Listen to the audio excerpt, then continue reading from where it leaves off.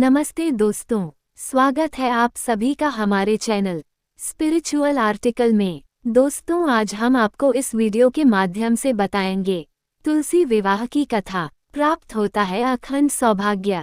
Video पसंद आए तो लाइक शेयर जरूर और चैनल को सब्सक्राइब जरूर करिएगा। तुलसी विवाह की कथा। हमारे देश में हर वर्ष देवउठनी एकादशी पर कई लोग अपने घर में तुलसी विवाह का आयोजन करते हैं। आइए इस वीडियो के माध्यम से जानते हैं कि तुलसी विवाह के पीछे की पौराणिक कथा क्या है। साथ ही हम जानेंगे कि आखिरकार तुलसी क्यों पूजनीय है और तुलसी के बिना भगवान विष्णु का प्रसाद अधूरा क्यों माना जाता है। तुलसी विवाह से जुड़ी कथा। स्कंद पुराण, पद्म पुराण और साथ ही शिव पुराण में जो कथा वर्णित है वो कुछ इस प्रकार है। प्राचीन समय में कलानेमी नाम का एक असुर था। उस असुर की एक अति सुंदर और तेजोमय कन्या थी जिसका नाम था वृंदा। एक असुर कन्या होने के बाद भी वृंदा तन मन से पवित्र और भगवान विष्णु की परम भक्त थी। वृंदा के युवा होने पर पिता कलानेमी ने गुरु शुक्राचार्य से परामर्श किया और उनके कहे अनुसार वृंदा का विवाह शिवजी के क्रोध और तम से उत्पन्न हुए जलंधर नामक एक असुर से करवा दिया।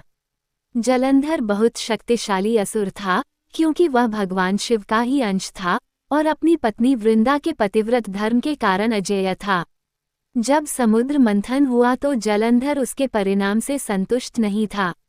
क्रुद्ध होकर उसने देवों पर आक्रमण कर दिया और देवराज इंद्र से स्वर्ग को छीनकर उस पर अपना अधिकार जमा लिया। कुछ समय बाद एक बार नारद मुनि जलंधर से मिलने स्वर्ग गए और उसके समक्ष देवी पार्वती के रूप और गुणों की व्याख्या करने लगे। देवी पार्वती के बारे में सुनकर जलंधर ने उन्हें अपनी संगिनी बनाने का विचार किया और इस विचार से भगवान शिव को आक्रमण के लिए चुनौती दे दी। शिवजी जानते थे कि इस समय वृंदा का पतिव्रत धर्म जलंधर की रक्षा कर रहा है, इसलिए उसे हरा पाना बहुत कठिन होगा। उधर वृंदा को एक अशुभ दुस्वप्न दिखाई देता है जिसमें वह अपने पति को भैंस पर विराजमान काले घने आकाश के नीचे विचरण करते हुए देखती है। उस काले आकाश में उपस्थित सूर्य पर ग्रहण लगा हुआ था।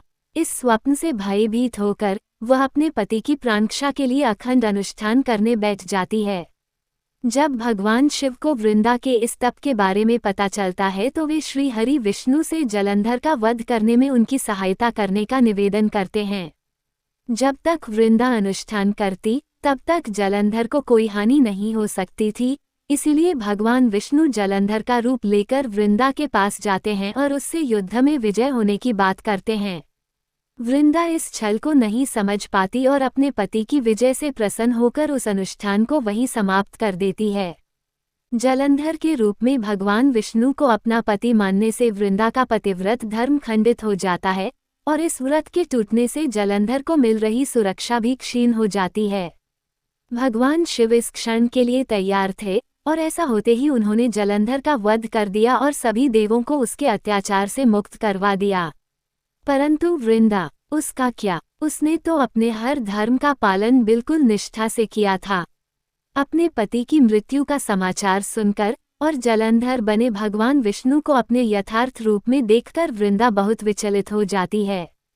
उस समय उसके क्रोध की कोई सीमा नहीं थी और इसी पति वियोग में वह भगवान विष्णु को श्राप देती है कि जिस तरह मैं अपने पति से विरह की वेदना सह रही हूँ, उसी प्रकार आप भी अपनी पत्नी माँ लक्ष्मी से अलग हो जाएंगे और आपको भी इस वेदना को सहना होगा। आपके पाषाण हृदय ने मेरे दुख के बारे में नहीं सोचा, इसलिए आप सच में पाषाण बन जाएंगे। भगवान विष्णु ने क्रोधाग्नि में जल रही एक स्त्री की वेदना को समझते हैं और वृंदा को वरदान देते हैं कि मेरा जो रूप तुम्हारे श्राप से पाषाण हो जाएगा, उसी पाषाण से अगले जन्म में तुम्हारा विवाह होगा।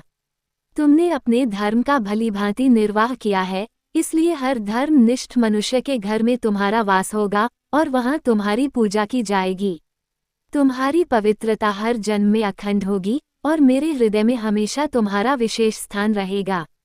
तुम्हारी उपस्थिति के बिना मेरे लिए किया गया कोई भी पूजा और अनुष्ठान पूर्ण नहीं माना जाएगा। भगवान विष्णु से ऐसे वचन सुनकर वृंदा के क्रोध की ज्वाला शांत तो हुई, लेकिन उसने अपने पति से बिछोह के दुख में स्वयं को भस्म कर लिया। वृंदा के शरीर की उस भस्म से एक पौधे का जन्म हुआ जिसे तुलसी के नाम से जाना गया। तब से तुलसी अर्थात वृंदा हर जन्म में भगवान विष्णु की प्रिया है।